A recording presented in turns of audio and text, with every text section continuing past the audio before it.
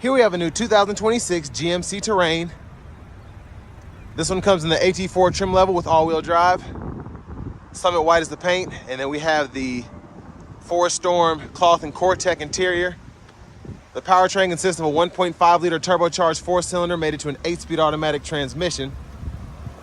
As we come around to the front end here, we get our LED daytime running lights and LED headlamps. And a nice front fascia here. Love the styling. Red tow hooks, just everything that the AT4 brings to the table. Down here to the wheels, these are going to be 17-inch aluminum. Passive keyless entry on the front doors. Power door lock controls, memory seat functions. We get express down on all 4 windows and then one touch up and down for the driver's side. Power mirror controls are there. These mirrors are heated and have blind spot monitors in them. We have a power lift gate. We can open and shut that with a button here. And then over here we have our all-wheel drive and our drive modes that we can go through. Normal, off-road, terrain, snow and ice. Hood release is there. You get a manual tilt telescoping steering wheel. And here's the power driver seat with 2-way power lumbar support. But I want to give a huge thanks to Chevrolet Buick GMC of Murfreesboro for allowing me to review this Terrain today. I'll leave a link below in the description. But if you're looking to find the best price on one of these closer to home, click on that second link down below. It takes just a minute to fill out your information, and I'll make sure the local dealers are fighting to get you the best price on this or whatever new vehicle you might be interested in. The back seat space here, not bad. I do have the seat adjusted for someone of my size, being 6'3" with longer legs, so I have the seat leaned back just a tad. I can lean it up a little bit more, so space is pretty good for the segment. Seat back pockets on both sides. 3-stage heated outboard seats, rear AC vents are there. You get 2 USB-C charge ports down there. Now this one is equipped with the convenience package. I believe it's 3, so pretty loaded out here. That's why the sticker price is almost $42,000. Bottle holders, LED reading lights, grab handles there, and then we can hang a shirt there if we need to. Now we do get manual child locks on either side, so lock, unlock there.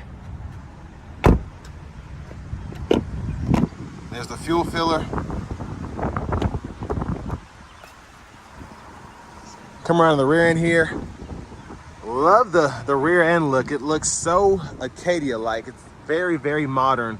Almost looks like how the Transformers cars used to be designed. Just very, very cool in my opinion.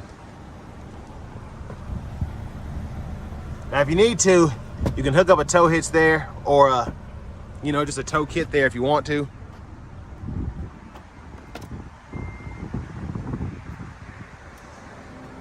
And very good storage space behind the second row, and your top tethers for the car seats are right there.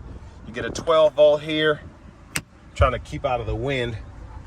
And then lift this up, spare tires underneath there.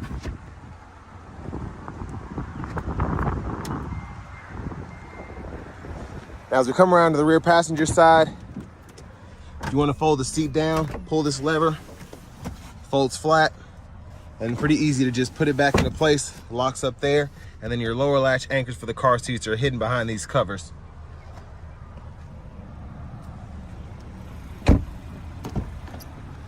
And really like this front passenger seat, you do get power with 2-way power lumbar support, and really loving the interior color, honestly.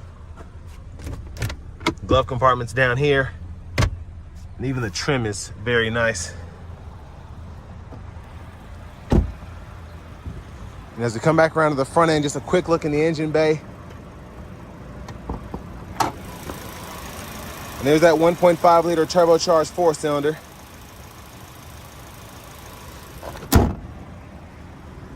But I'm gonna try and show off the turn signals before the wind picks back up.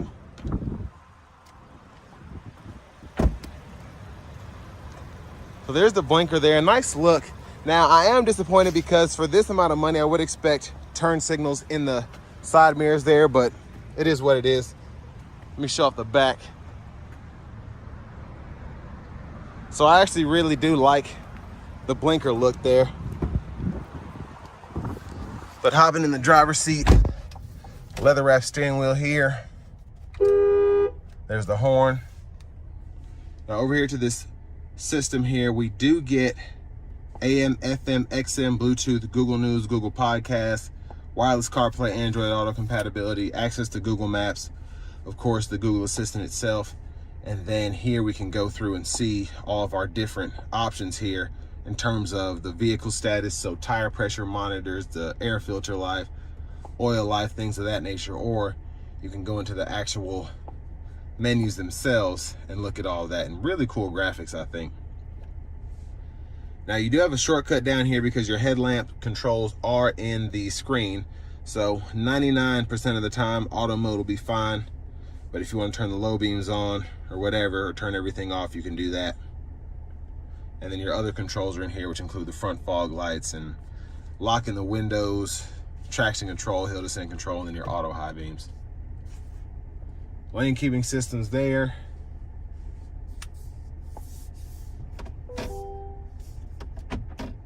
Backup cameras there, guidelines follow you as you turn the steering wheel. And then I'm gonna go into the camera settings here. Yeah, so looks like there's not a front camera, which is also something, again, for this price point I would expect, but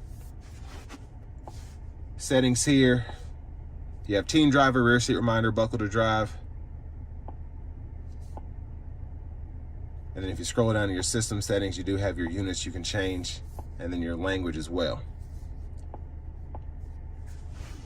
Now I do like that we have 3-stage heated cooled front seats, dual zone automatic climate controls, and then you can either use a button or use the actual screen to adjust your settings, which is pretty neat.